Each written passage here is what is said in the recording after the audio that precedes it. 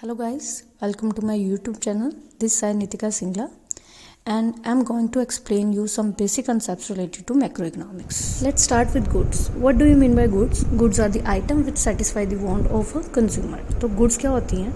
जो एक consumer consume करता है अपनी wants को satisfy करने के लिए. Like कुछ भी हो गया, goods not अगर physical form में है तो वो goods होगी, अगर नॉन मटेरियलिस्टिक थिंग है वो सर्विस होगी. ठीक है, तो गुड्स का ऑटोमेटिकली काम क्या होता है कि कंज्यूमर को सेटिस्फाई करना. ठीक है, उसकी नीड्स को. लाइक हम मिल्क पीते हैं, ब्रेड खाते हैं, तो वो सारी क्या होगी हमारे लिए गुड्स, जो हमें सेटिस्फेक्शन मतलब एक खुशी देती है, हमारी नीड्स को पूरा करती है. Goods have four types: final goods, intermediate goods, consumer good and capital goods. Firstly start with final goods. Final goods क्या हैं? वो goods जो कि प्रोडक्शन बाउंड्री लाइन क्रॉस कर चुकी हैं, जो रेडी टू यूज़ हैं और जिसमें अभी कोई भी वैल्यू एडिशन नहीं करना, मतलब जो कंज्यूमर है वो फाइनली उसको कंज्यूम करेगा. लाइक हम ब्रेड, आइसक्रीम, मिल्क, ठीक है, एज अ मिल्क अगर पीने के लिए यूज़ करें तो ये सारी क्या होगी फाइनल, क्योंकि इसमें हमने कोई भी अभी चेंज नहीं करना.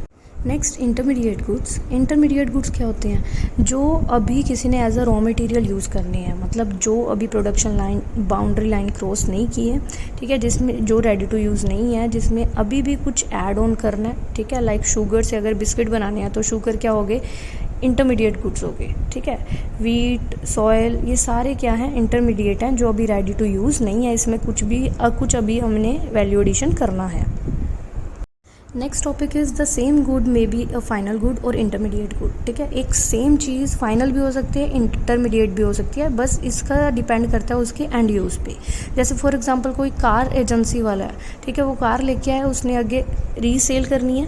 ठीक है, तो वो क्या होगी उसके लिए इंटरमीडिएट. अगर कार हम अपने घर पे लेके आए हैं चलाने के लिए, वो क्या होगी हमारे लिए final goods. Next is consumer good. Consumer goods क्या हैं? जो एक कंज्यूमर यूज़ करता है अपनी वॉन्ट्स को सेटिस्फाई करने के लिए. ये आगे 4 टाइप्स की हैं: durable, semi durable, non durable and services.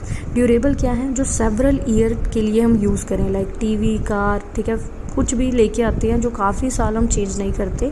Semi durable जो 1 ईयर या स्लाइटली उससे कुछ टाइम ज़्यादा ही हम उसको यूज़ करते हैं, लाइक क्लोथ है. ठीक है, मेनली हम 1 साल बाद उसको ख़त्म कर देते हैं कि लाइक हम दोबारा से नहीं पहनते. उसके बाद होगी नॉन ड्यूरेबल. वो कौन सी गुड्स हैं?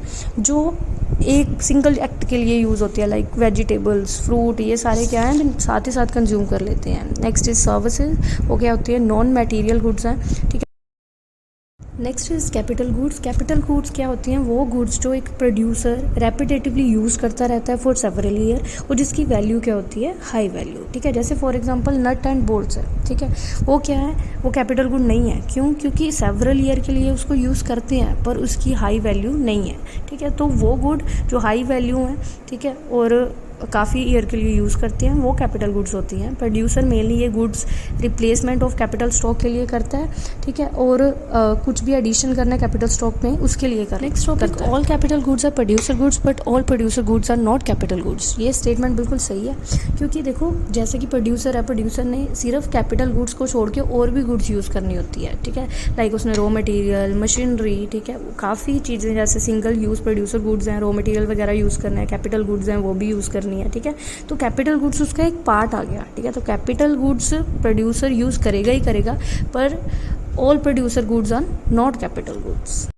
Next is concept of investment. Investment क्या होती है? Increase in the stock of capital. ठीक है, प्रोड्यूसर के स्टॉक ऑफ कैपिटल में कुछ भी इंक्रीज आना, वो क्या होगी? इन्वेस्टमेंट. इन्वेस्टमेंट का अदर नेम है कैपिटल फॉर्मेशन. ठीक है, तो ड्यूरिंग द ईयर कुछ भी चेंज आ रहा है स्टॉक ऑफ कैपिटल में, वो क्या हो गया? इन्वेस्टमेंट. इन्वेस्टमेंट की 2 टाइप है: fixed investment and inventory investment. First one is fixed investment. Fixed investment क्या है?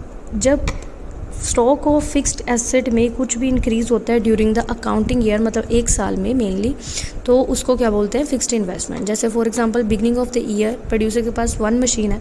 ठीक है, एंड ऑफ द ईयर उसके पास 3 हो गए, तो 2 मशीनरी क्या हुई हैं 1 साल में इंक्रीज़, तो वो क्या होगी उसकी? Fixed investment.